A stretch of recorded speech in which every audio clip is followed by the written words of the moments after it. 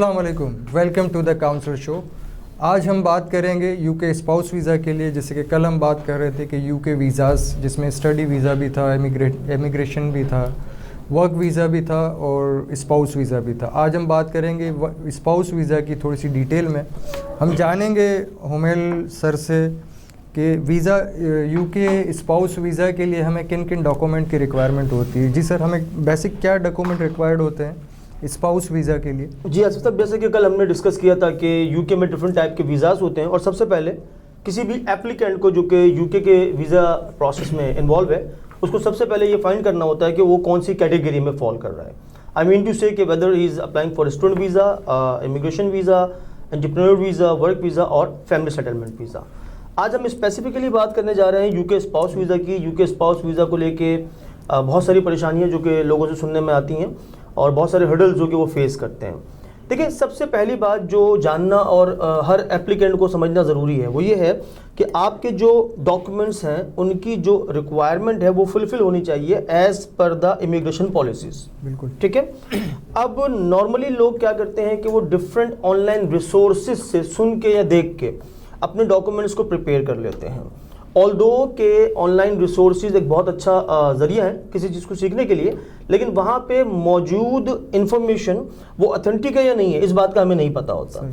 UK spouse visa एक time consuming job है। अब टाइम कंज्यूमिंग से मेरी मुराद ये है कि जब स्पाउस अपने पार्टनर को स्पॉन्सर करता है तो उसको स्पॉन्सर करने के लिए उसको जो डॉक्यूमेंट्स जो भी डॉक्यूमेंट्स रिक्वायर्ड होते हैं वो 6 मंथ्स पुराने होने चाहिए, 6 महीने पुराने वो होने चाहिए। ठीक है। इस मीन दैट कि अगर वो अपनी सैलरी स्लिप अटैच कर रहा है तो वो 6 महीने की सैलरी स्लिप अटैच करेगा। इस मीन्स दैट कि अगर वो बैंक स्टेटमेंट प्रोवाइड कर रहा है तो वो प्रीवियस 6 मंथ्स की बैंक स्टेटमेंट प्रोवाइड करेगा।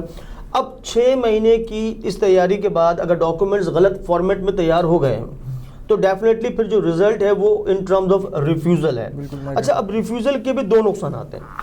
आपने जब अप्लाई किया और आपका जो आंसर है, चाहे वो ग्रांटेड है या वो रिजेक्टेड है, उसमें 2 महीने, 2.5 महीने, 3 महीने का टाइम फ्रेम है जो कि आप अपना स्पेंड करते हैं और वो ज़ाया हो जाता है। जी। अगर रिजेक्टेड हो गए तो उसका मतलब ये हुआ कि once you prepare a wrong format file for UK spouse visa तो आपका पूरा 1 साल जो है वो स्टेक पे लगा हुआ होता है। बिल्कुल।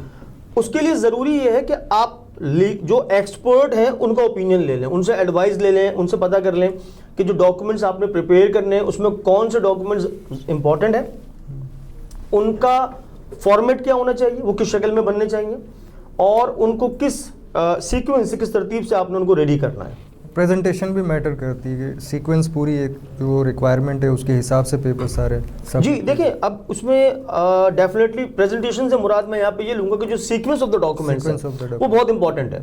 ठीक है। कौन सा डॉक्यूमेंट किस नंबर पे, फर्स्ट क्या आना चाहिए, सेकंड क्या आना चाहिए, ये भी चीज़ मैटर करती है इसमें। देखिए, ऑल्दो के यूके स्पाउस वीज़ा के अंदर जो हम फाइल प्रिपेयर करते हैं उसके अंदर कोई इंडेक्स का पेज तो नहीं होता, लेकिन अगर हमें या मुझे या आपको एक फाइल रिसीव हो और उसमें डिस्पर्स फॉर्मेट में डॉक्यूमेंट्स लगे हुए हों तो डेफिनेटली जो कोई भी वीज़ा ऑफिसर है उसके लिए वो एक डिफ़िकल्ट जॉब हो जाती है। First to sort the documents and then make a decision. तो इट इज़ बेटर कि हम वीज़ा ऑफिसर को टफ टाइम ना दें और जो डॉक्यूमेंट्स हम रेडी कर रहे हैं वो सीक्वेंस में हो और वो क्लियर हो, एज पर द फॉर्मेट हो।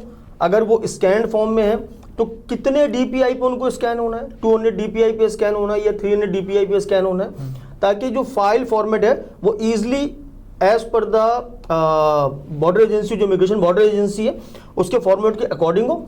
और अगर वो उस फाइल को ओपन करना चाह रहे हैं, उसको देखना चाह रहे हैं, तो उसको ओपन करने में उनको कोई प्रॉब्लम ना हो।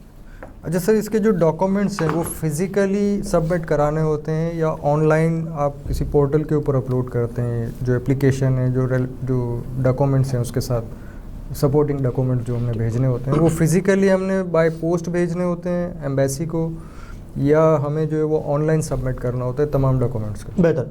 अच्छा, अब देखिए, इसमें होता ये है कि पहले तो ये होता था कि अगर मैं आपसे बात करूँ बैक इन 2017 और 18 तो एक फिजिकल पूरी फाइल हम प्रिपेयर करते थे जिसमें तमाम डॉक्यूमेंट्स अकॉर्डिंगली हम सेट करते थे और फिर आपकी फाइल फिजिकल फॉर्मेट में सबमिट हो जाती थी।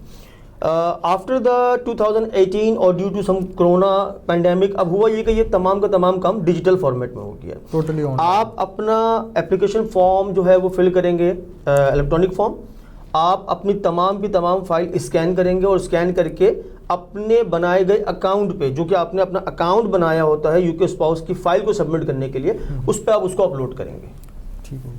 अच्छा, इन पूरे प्रोसीजर को कोई इंडिविजुअली बाय सेल्फ करना चाहे या इसके लिए किसी लॉयर को हायर करना ज़रूरी है? अगर कोई चाहता है बंदा कि वो खुद से सारी प्रिपरेशन करके और फाइल को सबमिट कर दे, तो वो ज़्यादा बेहतर है या वो किसी लॉयर को हायर करे या उससे कोई एडवाइस ले? ठीक है, देखिए ऐसे सब यहाँ पे ना मैं एक बात कहना चाहूँगा, ठीक है। If you have a seizure, it doesn't mean that you do not need a barber. अगर आपके हाथ में कैंची मौजूद है तो इसका मतलब ये नहीं है कि नाई का रोल दुनिया से खत्म हो गया, ठीक है। Although you can cut your hair by yourself, लेकिन डेफिनेटली वो प्रॉपरली नहीं होंगे। बिल्कुल। अब यहाँ पे आप गलती की गुंजाइश रहेगी, अगर गलती की गुंजाइश रह सकती है, ठीक है। देखिए that's why the experts are here.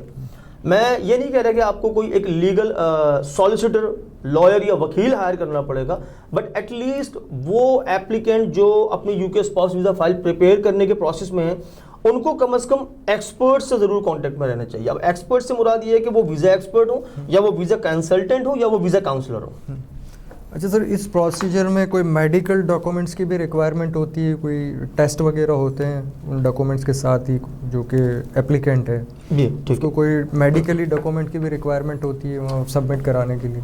देखिए, अब पहली बात तो ये कि ट्यूबरक्लोसिस, टीबी का टेस्ट एक तवील अरसे से as a part of the application process रहा है और हर किस्म के वीज़े में रहा है, not only for the UK spouse visa, for the work visa, for the visitor visa.